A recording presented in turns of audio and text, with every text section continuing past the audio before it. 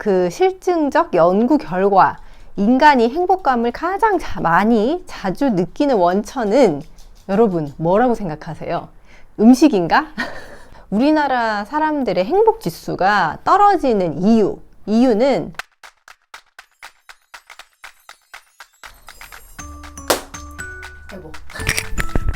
마이크 안 끼고 쉽고 재미있게 책을 읽는 새로운 방법. 안녕하세요. 1분 책 읽기 이난희입니다. 저는 패션 디자이너이자 북튜버예요. 오늘 여러분들께 소개해드릴 책은 문유석 판사님의 개인주의자 선언이라는 책입니다.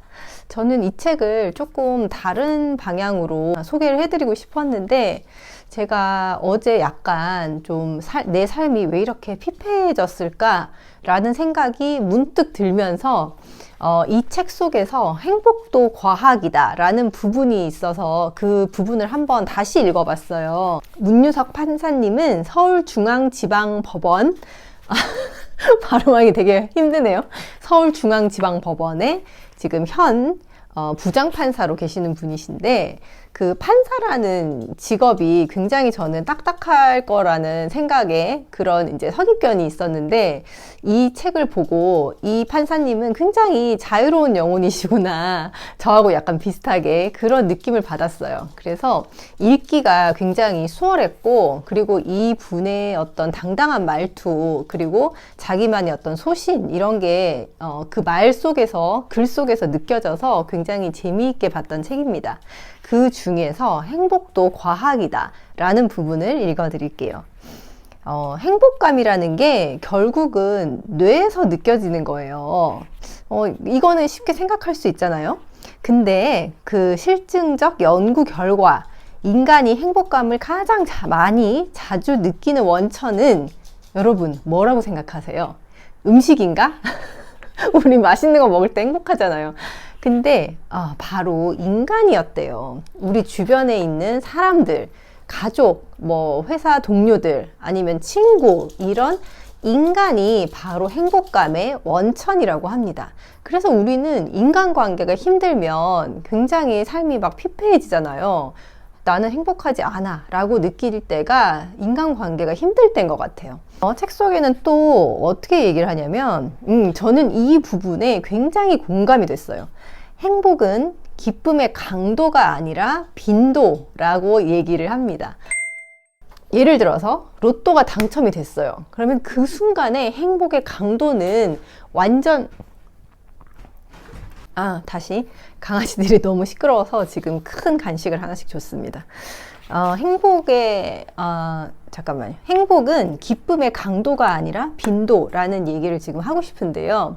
예를 들어서 책 속에도 그런 예가 나와 있어요. 갑자기 거액의 로또에 당첨이 된 사람은 그 순간의 행복의 강도는 거의 뭐 100을 기준으로 했을 때 1000, 뭐 5만 이렇게 높아질 수가 있어요. 그러면 너무 행복하죠. 사실 생각만 해도 행복하지 않아요? 로또에 당첨되면? 근데 그 행복의 강도가 순간적으로 높아질 뿐이지 이게 지속되지 않으면 이 사람은 또다시 불행해질 수밖에 없어요. 그래서 행복은 강도가 아니라 빈도라는 얘기를 합니다. 우리가 일상생활 속에서 느낄 수 있는 행복감을 조금씩 자주, 그리고 그걸 지속적으로 매일 추구하면서 우리가 살아간다면 우리는 계속 행복해질 수 있다라는, 이론적으로는 그래요.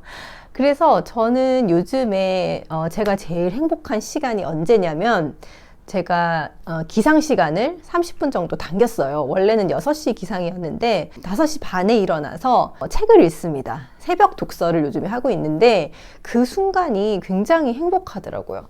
그리고 독서를 끝내고 나서 요가소년, 제가 저번에 한번 소개해드린 적이 있었는데 요가소년의 그 영상을 보면서 20분에서 30분 정도 수련을 합니다.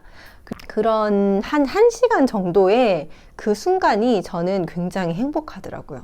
앞에서도 얘기했듯이 과학이 알려준 행복은 결국 가족, 연인, 친구, 동료 등 다양한 인간관계 속에서 느끼는 만족감이 핵심이라고 합니다. 그런데 이 책 속에서 이제 문유석 판사님은 이렇게 얘기를 하고 있어요. 우리나라 사람들의 행복 지수가 떨어지는 이유는 이 책의 제목처럼 우리나라 사람들의 DNA 속에는 이 개인주의가 없어요. 집단주의의 어떤 그런 특성을 가지고 있는 사람들이어서 남들이 나를 어떻게 볼까? 내가 이런 행동을 하면, 내가 이런 말을 하면, 내가 이런 상황에 처해 있을 때 내가 이렇게 하면 남들은 어떻게 생각할까? 내가 이렇게 하면 이 사람들한테 뭐 어떤 영향이 갈 텐데, 피해가 줄 텐데, 우리 가족들이 어떻게 생각할 텐데 라는 그런 집단주의적인 특성이 있기 때문에 이런 행복감을 느끼기가 조금 힘들다고 합니다. 그래서 가성비 좋은 행복 전략이라는 관점으로 생각하면 직업이 인생의 전부인 것처럼 집착할 필요도 없다. 저도 이 직업이라는 것 때문에 한때는 굉장히 방황했었던 적이 있었어요. 내가 패션 디자이너로 일을 하는데 그게 과연 나를 표현하는 어떤 수단이나 방법이 될 수 있을까?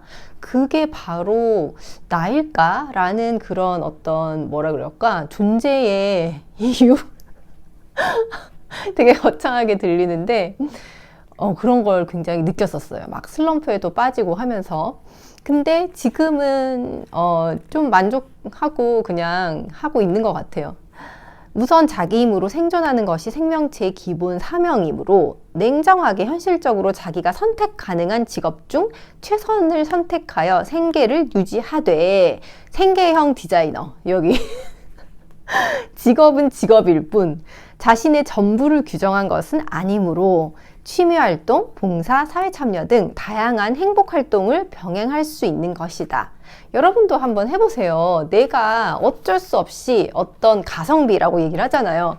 내가 현재의 경력상, 내가 현재 해왔던 어떤 뭐 일의 경력상 이걸 할 수밖에 없지만 꼭 거기서 나를 규정짓지는 말라는 거예요. 다른 거를 할 수도 있다. 저처럼 뭐 책을 읽고 취미로 책을 읽는데 그걸 유튜브 영상으로 남겨놓을 수도 있고 아니면은 뭐 춤을 좋아하시는 분은 춤을 추러 다닐 수도 있고 악기를 다루는 걸 좋아하시는 분들은 그런 사람들과 뭐 동호회를 만들어서 그 속에서 행복을 느낄 수 있는 거잖아요. 그리고 앞에서 제가 잠깐 얘기했던 집단주의 문화에 대해서도 얘기를 하고 있어요. 인간 행복의 원천이 관계라고 했잖아요. 인간 관계.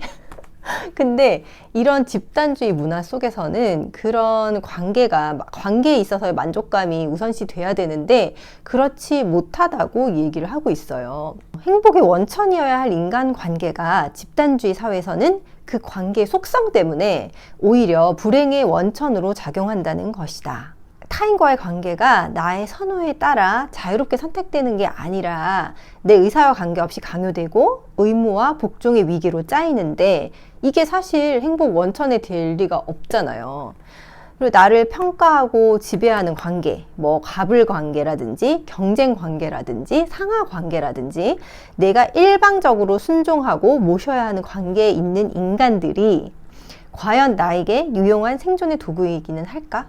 생존의 위협에 가깝지 않을까라고 얘기를 하고 있습니다.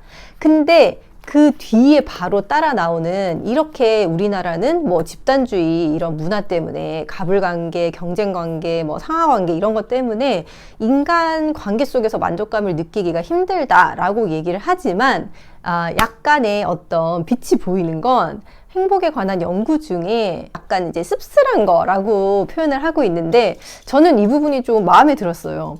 개인의 행복에 영향을 미치는 가장 큰 요소는 유전적인 외향성, 사회성이라는 점이래요. 그래서 아무리 이 집단주의 문화 속에서 뭐 갑을관계라든지 상하관계 속에서 내가 핍박받고 침이 막 힘들어도 나의 어떤 성향 자체가 굉장히 외향적이라거나 아니면은 사회성이 굉장히 강하다거나 한 사람들은 이거를 쉽게 극복할 수 있다고 합니다. 이게 이제 이런 거 행복조차도 유전적인 성향을 받는다는 거 때문에 약간 씁쓸하다라고 표현을 한 것 같아요. 그래서 결론적으로 말씀을 드리자면 내가 약간 성향이 뭐 약간 소심하고 사람들이 이렇게 내가 얘기를 하면은 어떻게 생각할까라고 해서 좀 나의 행복을 추구하기가 힘드신 분들은 행복은 강도가 아니라 빈도라고 하잖아요.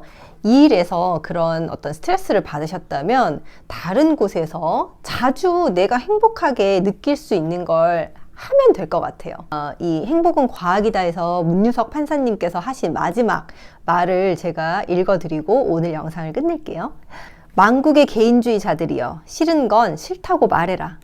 그대들이 잃을 것은 무난한 사람이라는 평판이지만 얻을 것은 자유와 행복이다.